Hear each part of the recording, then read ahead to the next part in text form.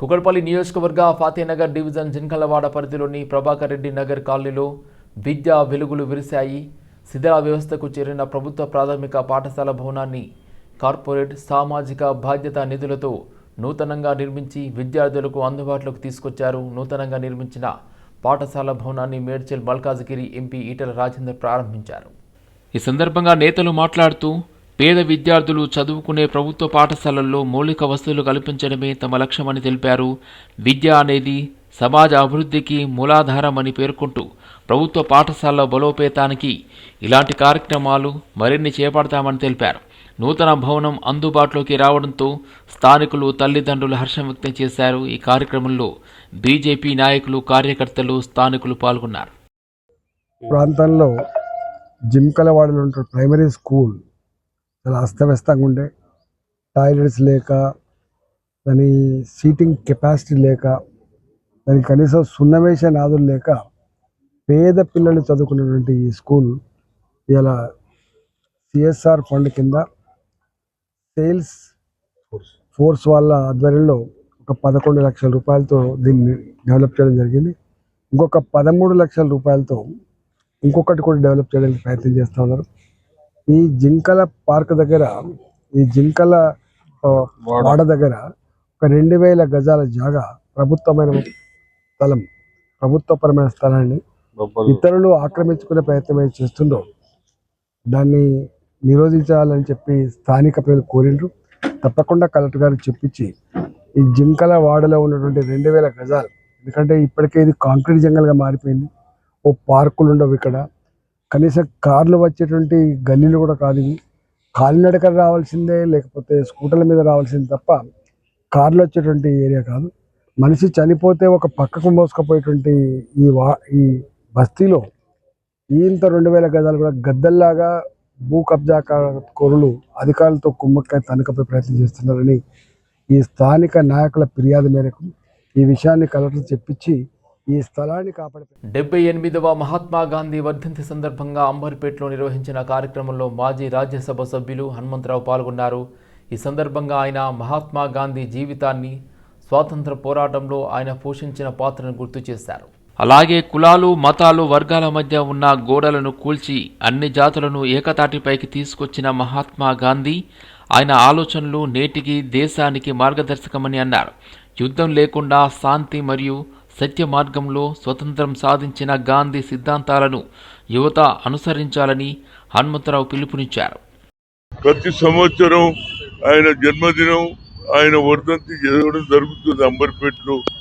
తరతరాల నుంచి ఈ ప్రాంతంలో ఆ రోజులలో స్వాతంత్రం వచ్చిన తర్వాత మహాత్మా గాంధీ స్టాచ్యూ పెట్టడం జరిగింది. అప్పుడు పెద్దగా ఉంటుండే, కొంత రోడ్డు వెడల్పు కావడం, దీనివల్ల ఇక్కడ ఆయన స్టాచ్యూ పెట్టడం జరిగింది ఇదే ప్లేస్లో. ఇవాళ ఎన్డీఏ గవర్నమెంట్ భారతదేశాన్ని ఒక తాటిపై తీసుకొచ్చి అన్ని మతాలు, అన్ని కులాలు, అన్ని ప్రాంతాలు ఉన్నటువంటి భారతదేశంలో ఒక కట్టె లేకుండా, ఒక తుపాకీ లేకుండా స్వాతంత్రం తెచ్చినటువంటి బ్రిటిష్ వారిని పంపించేసి దేశంలో ఒక తాటిపై ఇన్ని జిల్లాలు ఉన్నాయి, ఇన్ని రాష్ట్రాలు ఉన్నాయి, అందరినీ ఏకతాటిపై తెచ్చి యునైటెడ్ గా బ్రిటిష్ వారిని ఇక్కడ నుంచి పంపించిన సంగతి ప్రపంచంలోనే యుద్ధాలు చేసి ఆక్రమించుకుంటారు, కానీ ఏ యుద్ధం లేకుండా ఈ స్వాతంత్రం తెచ్చిన ఏకైక మహానుభావుడు జాతిపిత మహాత్మా గాంధీ గారు. దీనికి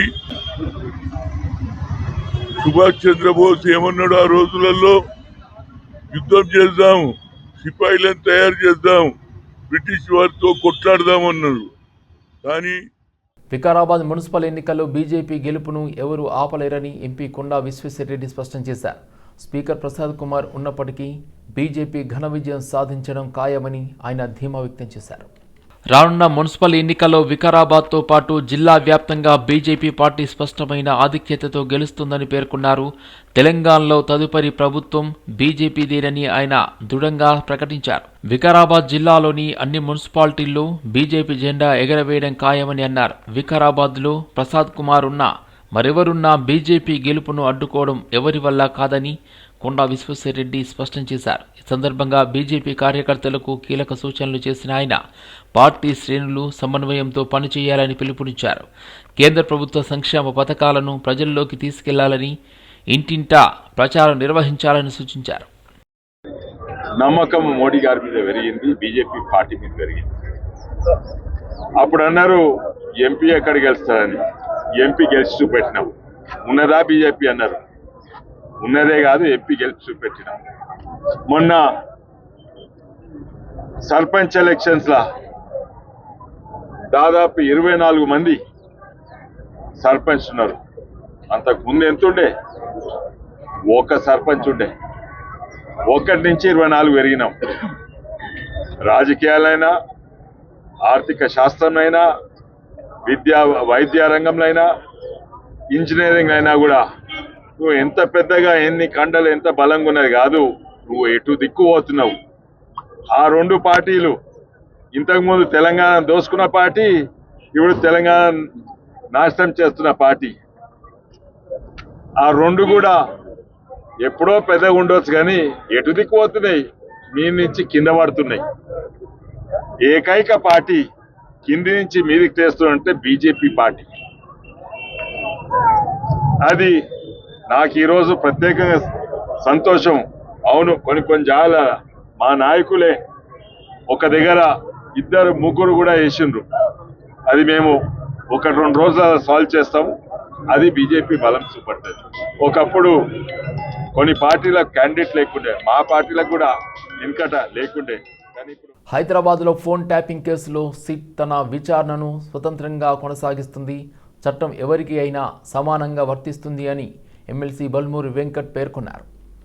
కేసీఆర్ ని పిలిస్తే బీఆర్ఎస్ పార్టీ నాయకులు హరీష్ రావు వాళ్ళందరూ గగ్గోలు పెడుతున్నారు. టీఆర్ఎస్ నాయకులంతా కూడా ఏదో జరగరాంది జరిగిపోయిందని చెప్పి హడావిడి చేసే ప్రయత్నం చేస్తారు.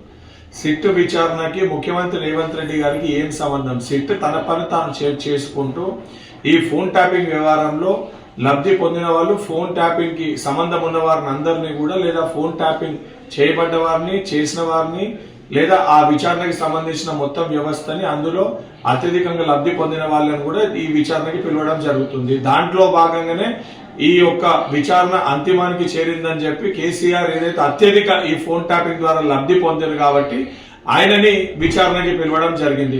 కేసీఆర్ ఏదో హరీష్ రావు పదే జాతిపిత అంటే, హరీష్ రావు నువ్వో బీఆర్ఎస్ పార్టీ నాయకులు జాతిపిత అంటే కేసీఆర్ జాతిపిత అయిపోడు. కేసీఆర్ చరిత్ర సృష్టించిన వాడా లేదా చరిత్రహీనుడా తెలంగాణ ప్రజలందరూ కూడా తెలుసు. నిజంగా తెలంగాణ ప్రజల్ని ఇబ్బంది పెట్టింది, నిజంగా తెలంగాణ ప్రజల ఉసురు పోసుకుంది. 10 ఏళ్ల మీ పరిపాలనలు ఏం చేసిరో ప్రజలందరికీ చాలా స్పష్టంగా ప్రజలవన్నింటినీ కూడా గమనించారు. చట్టానికి అందరూ సమానమే. సిట్టు విచారణకి అందరూ వెళ్ళినప్పుడు కేసీఆర్ ఏదో అతీతుడు, మహాత్ముడు, సిట్టు విచారణ పిలవకూడదు, సిట్టు విచారణకి కేసీఆర్ ని హాజరు కాకూడదు, పిలవడం తప్పు అనే విధంగా మున్సిపల్ ఎన్నికల్లో నీచానికి దిగజారి ఏదైతే మీ రాజకీయ లబ్ధి కోసము ప్రచారం చేసే ప్రయత్నం చేస్తున్నారు. మీ ఎన్ని మాటలు చెప్పినా, ఎన్ని పిచ్చి చేష్టలు చేసినా సిట్టు విచారణకి ఈ గగ్గోలు ఈ అన్ని కూడా పక్కన పెట్టి సిట్టు విచారణకి సహకరించాల్సిన బాధ్యత మీ పైన ఉంది. ఖైరతాబాద్ ఎమ్మెల్యే దానం నాగేందర్ అనర్హత పిటిషన్పై స్పీకర్ గడ్డం ప్రసాద్ చేపట్టిన విచారణకు బీఆర్ఎస్ ఎమ్మెల్యే పాడి కౌశిక్ రెడ్డి హాజరయ్యారు. మున్సిపల్ ఎన్నికల హడావిడి ఉన్నప్పటికీ తాను హాజరైనట్లు తెలిపారు. దానం నాగేందర్పై అనర్హత వేటు వేయాలని స్పీకర్ను కోరారు కౌశిక్. ఇవాళ నాగేందర్ గారిది పర్టికులర్గా మరొక్కసారి బీజేపీ కాంగ్రెస్ పార్టీ ఒకటే అని స్పష్టంగా కనబడ్డదని చెప్పి సందర్భంగా తెలియజేస్తా ఉన్నాను.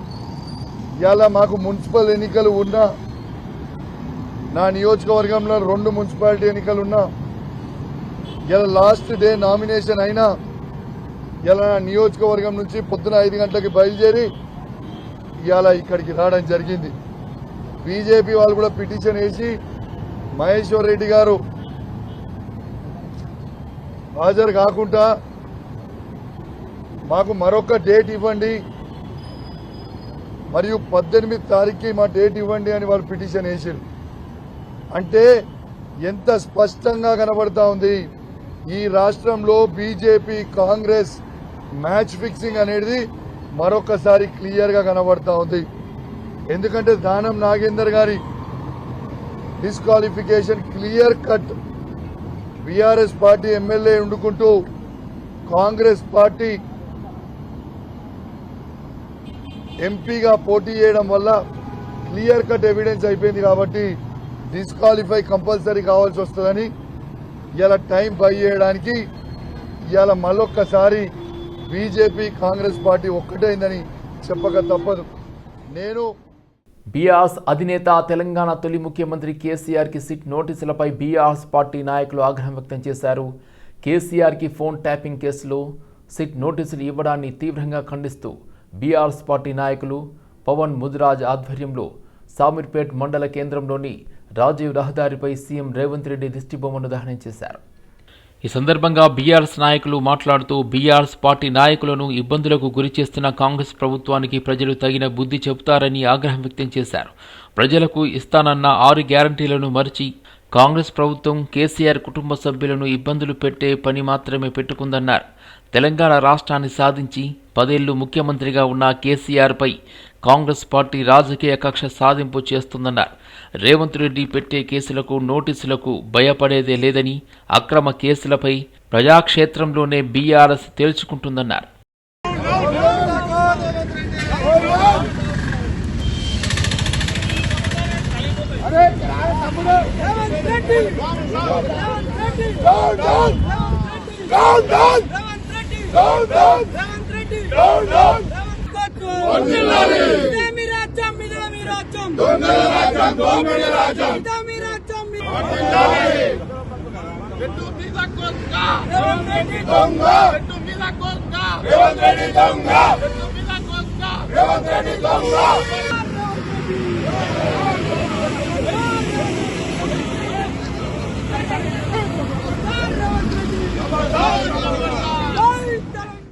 శ్రీలింగంపల్లి నియోజకవర్గం అల్విన్ కాలనీ డివిజన్ పరిధిలో రోడ్లపై పొంగిపొర్లుతున్న డ్రైనేజీ మంచినీరు వ్యవస్థపైన స్థానిక బీఆర్ఎస్ పార్టీ నేతలు కాలనీలో పర్యటించి అధికారుల పనితీరును ఎండగట్టారు.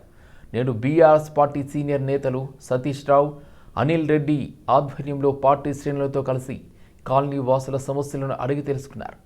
ఈ సందర్భంగా మాట్లాడుతూ అల్విన్ కాలనీ డివిజన్లోని ప్రధాన రహదారిపై కాలనీలో గత 6 నెలలుగా డ్రైనేజీ పొంగి పొర్లుతున్నా పట్టించుకునే నాదుడే లేడు అని విమర్శించారు. స్థానిక కార్పొరేటర్ పాదయాత్ర పేరుతో వెళ్తూ ఉంటారు తప్ప స్థానిక సమస్యలు పట్టించుకోవడం లేదని విమర్శించారు. మరోవైపు డ్రైనేజీ నీరు మంచినీటిలో కలుస్తాయని అయినా సరే వాటర్ వర్క్స్ అధికారులు పట్టించుకోవడం లేదు అని అన్నారు.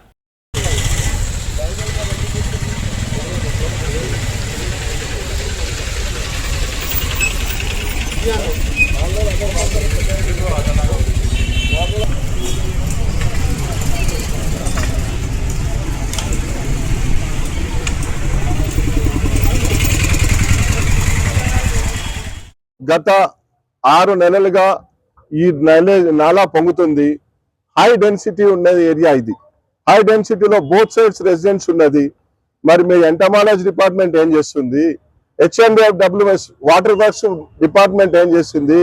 ఏమైనా డైరీలు పట్టుకొని పొద్దున్నే ఎమ్మెల్యే గారి దగ్గరకు, కార్పొరేటర్ గారి దగ్గరకు, వాళ్ళ ఆఫీస్కో వీళ్ళ ఆఫీస్కో షో పుటప్కో పాదయాత్ర చేస్తున్నామంటే కాదు కదా. 10 సంవత్సరాల నుంచి కార్పొరేటర్ గారు ఉన్నారు. ఈ మధ్య 10 రోజుల నుంచి కార్పొరేటర్ గారు పాదయాత్ర చేస్తున్నారు డివిజన్ లా. 10 సంవత్సరాల నుంచి ఈ నాలాకు, ఈ కాలువకు, ఈ డ్రైనేజ్ కు పైపులు ఎందుకు మార్చలేదు? ఇక్కడ కొత్తగా సిమెంట్ పైపులు ఎందుకు వేయలేదు అని ఇక్కడ ప్రజలు ప్రశ్నిస్తున్నారు. కాబట్టి ఇప్పటికైనా వాటర్ వర్క్స్ డిపార్ట్మెంట్ వారికి ప్రత్యేక విజ్ఞప్తి చేయాల్సింది ఏంటంటే, అయ్యా మీరు చేసే టెంపరీ ట్రీట్మెంట్ సరిపోదు. ఇక్కడ ఈ పైప్ లైన్ కొత్తది మార్చండి. ఏదో చేసినాము, ఏదో పోయినామని ఇంకా ప్రజలను భ్రమంలో పెట్టకండి. దీర్ఘకాలిక సమస్య సాల్వ్ చేస్తారు చేయండి. 3 రోజులకు ఒకసారి అలా ఇరుకోవడము, మళ్ళీ తీయడము. కాబట్టి ఇది పర్మనెంట్ దీన్ని సొల్యూషన్ చేసి ఈ ప్రజలకు రిలీఫ్ కల్పించాలా. ఇప్పుడున్న సీజన్ లో ఈ కాలువ, ఈ మురికి నీరు ఇట్లుంటే వాసన, దీంతో పాటు దోమలు, ఈ సీజనబుల్ వ్యాధులు వస్తున్నాయి. కాబట్టి ప్రజలను మీరు కావాలని ఏరియా మెజారిటీ తెలంగాణ ప్రజలున్న ఏరియాలో ఇలాంటి దుర్ఘటనలు కంటిన్యూ చేయడం కరెక్ట్ కాదు. ఇప్పటికైనా మీరు చేస్తారా లేదంటే ఆరోగ్య రంగంలో విశేష సేవలు అందించిన DSR life sciences managing director D Sudarshan రెడ్డికి హై 9 స్టార్ పిల్లర్స్ అవార్డు లభించింది. ఈ అవార్డును హైదరాబాద్లో జరిగిన కార్యక్రమంలో సుప్రీంకోర్టు మాజీ ప్రధాన న్యాయమూర్తి జస్టిస్ ఎన్వి రమణ, హైనన్ స్టార్ పిల్లర్స్ సంస్థ డైరెక్టర్ శివకుమార్ చేతుల మీదుగా ఆయన అందుకున్నారు.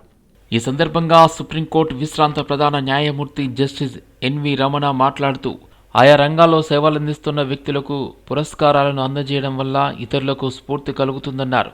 సుదర్శన్ రెడ్డి మాట్లాడుతూ ఈ పురస్కారం తనపై మరింత బాధ్యతను పెంచిందని అవార్డులను అందజేసిన యాజమాన్యానికి కృతజ్ఞతలు తెలిపారు.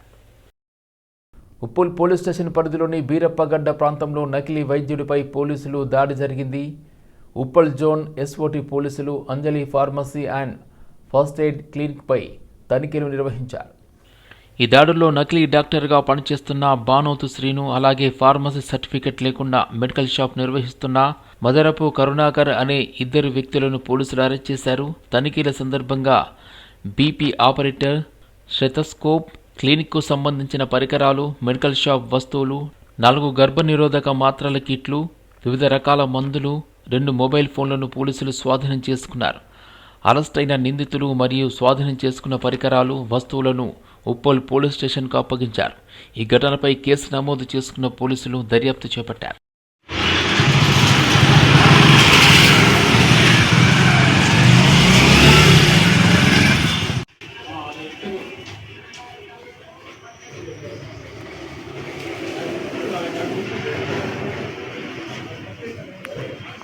మెడికల్ షాప్ ఇచ్చి పెట్టి నాకు పెట్టాలని చెప్పలేదు సార్.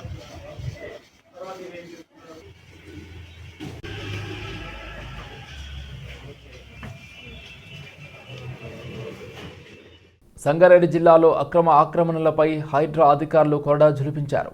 తెల్లాపూర్ పరిధిలోని మేళ్ల చెరువులో అక్రమంగా పోసిన మట్టిని తొలగిస్తూ విస్తృత స్థాయిలో చర్యలు చేపట్టారు. తెల్లాపూర్ ప్రాంతంలోని మేళ్ల చెరువులో చెరువు విస్తీర్ణాన్ని తగ్గించేలా అక్రమంగా మట్టి పోసినట్లు గుర్తించిన హైడ్రా అధికారులు భారీ యంత్రాలతో మట్టిని తొలగిస్తున్నారు. అలాగే చెరువుకు నీరు రాకుండా అడ్డుగా నిర్మించిన అక్రమ గోడలను కూల్చివేస్తున్నారు. చెరువు పరిరక్షణ చర్యల్లో భాగంగా మొత్తం 40 ఎకరాల విస్తీర్ణంలో ఫెన్సింగ్ ఏర్పాటు చేయనున్నట్లు హైడ్రా అధికారులు వెల్లడించారు. భవిష్యత్తులో ఎలాంటి అక్రమ ఆక్రమణలు జరగకుండా కఠిన చర్యలు తీసుకుంటామని స్పష్టం చేశారు. స్థానికుల ఫిర్యాదు మేరకు రంగంలోకి దిగిన హైడ్రా అధికారులు చెరువును పూర్తి స్థాయిలో పునరుద్ధరించేందుకు చర్యలు కొనసాగిస్తున్నారు. అక్రమ ఆక్రమణలపై ఇలాంటి చర్యలు మరింత కొనసాగిస్తామని అధికారులు తెలిపారు.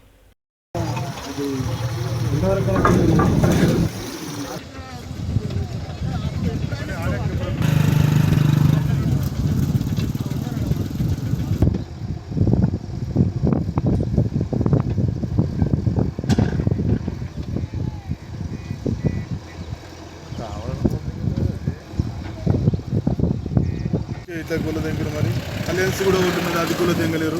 మరి మనం కూడా చెప్పాలి, మరి మొత్తం సంకల్పం ఉన్నది, ఇల్లు కట్టినవి అంతా ఏం చేయలేరు. లేకపోయి మొత్తం రైతుల దగ్గరికి వచ్చి రైతులని చూడని చెప్పాను. రంగారెడ్డి జిల్లా రాజేంద్రనగర్ పరిధిలో ఫైర్ సేఫ్టీ నిబంధనలను ఉల్లంఘించిన భవనంపై హైడ్రా అధికారులు కఠిన చర్యలు తీసుకున్నారు. అత్తాపూర్లోని క్రోమా భవనాన్ని అధికారులు సీజ్ చేశారు. ఫైర్ సేఫ్టీ లోపాలతో నడుస్తున్న అత్తాపూర్ క్రోమా భవనంపై హైడ్రా అధికారులు తనిఖీలు నిర్వహించారు. తనిఖీల్లో భవనంలో అవసరమైన ఫైర్ ఎక్విప్మెంట్లు, ఎమర్జెన్సీ ఎగ్జిట్ మార్గాలు, అల్లారం సిస్టమ్స్ లేకపోవడం అధికారులు గుర్తించారు. ఫైర్ సేఫ్టీ నిబంధనలు పాటించకపోవడంతో భవనాన్ని తక్షణమే సీజ్ చేసినట్లు అధికారులు తెలిపారు.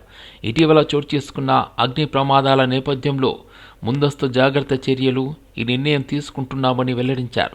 భవన యజమానులు వెంటనే ఫైర్ సేఫ్టీ నిబంధనలు పూర్తి స్థాయిలో అమలు చేయాలని, గుర్తించిన లోపాలను సరిదిద్దిన తరువాతే భవనాన్ని తిరిగి వినియోగానికి తీసుకురావాలని హైడ్రా అధికారులు ఆదేశించారు. ఫైర్ సేఫ్టీ నిబంధనలు అతిక్రమిస్తే ఎలాంటి భవనాలపై అయినా కఠిన చర్యలు తప్పవని అధికారులు హెచ్చరించారు. ప్రజల భద్రతే లక్ష్యంగా ఇలాంటి తనిఖీలు కొనసాగుతాయని హైడ్రా అధికారులు స్పష్టం చేశారు.